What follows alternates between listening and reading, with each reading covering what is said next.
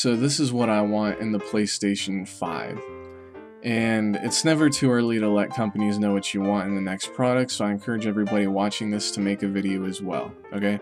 We're the people that hold the power in the system, you guys. That's exactly why the Xbox One failed. So make sure you let these companies know what you want in the next product, you know, early on, so they can implement your ideas into what their vision is for the next product. So first off, obviously a bigger leap in power. I'd like to see a bigger leap than there was from the PS3 to the PS4, but if the features are really nice, then that can make up for some of the lack in power. So like I said, a leap in power, that's self-explanatory. It's a new system. I'd like to also see many of the same features that are in the PS4 kept for the PS5. Like, the entire share button is a great idea, you know? Maybe upgrade that to where you can capture in 60 frames per second as well. Also, keep things like the feature where you can have your system in sleep mode and it can continue downloading games and updates. I love that.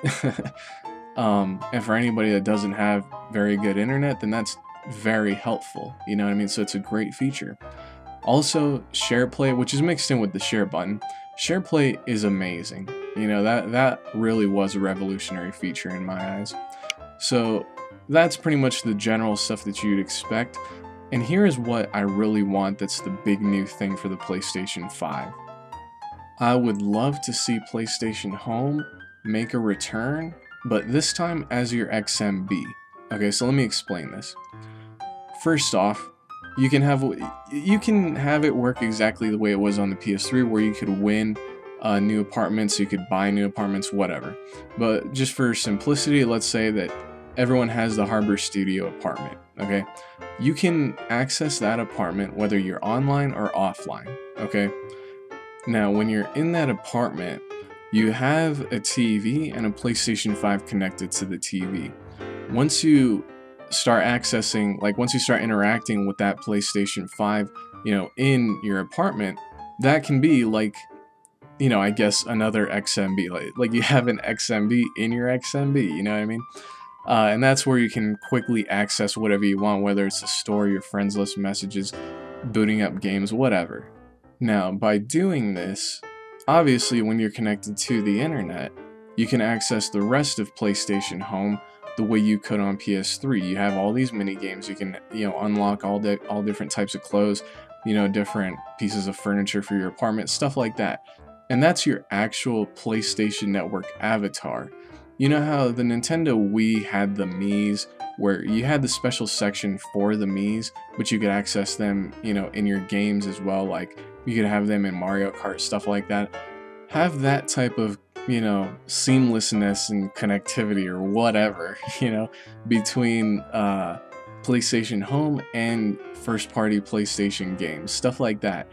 And really have these PlayStation Home avatars, you know, be your actual PlayStation Network, you know, you basically, your avatar. And the thing about PlayStation Home, you don't really need to have that big of a leap in graphics, because it was already more advanced than Second Life in many ways on the PS3. You know, so I mean, I really think this would be a really cool idea. You know, it could get people, and you could add a lot more to PlayStation Home. You don't need to just have it the way it was on PS3. You can add all different types of things to it, to really give that avatar some meaning. You know what I mean? Because with the Wii, it was cool the way they did that, but it wasn't quite as tied together as I would like for it to be. You know, everything was really separated. With Xbox Live, the avatars mean literally nothing.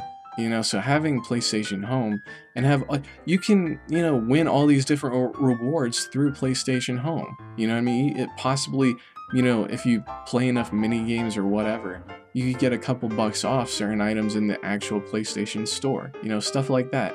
And we already know there's tons of free stuff that you can earn in PlayStation Home on PS3 anyway. You didn't need to actually buy anything.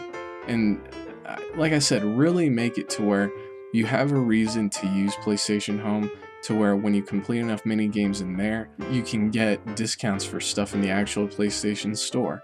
I mean, it would really be a revolution for gaming to where instead of just having a screen with a bunch of boxes everywhere that you can click on, you have your actual avatar and you can go interact with anything in this big PlayStation world, you know what I mean?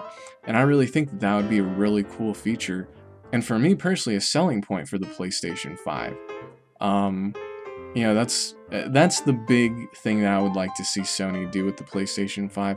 All this stuff about the cloud and internet, this and that.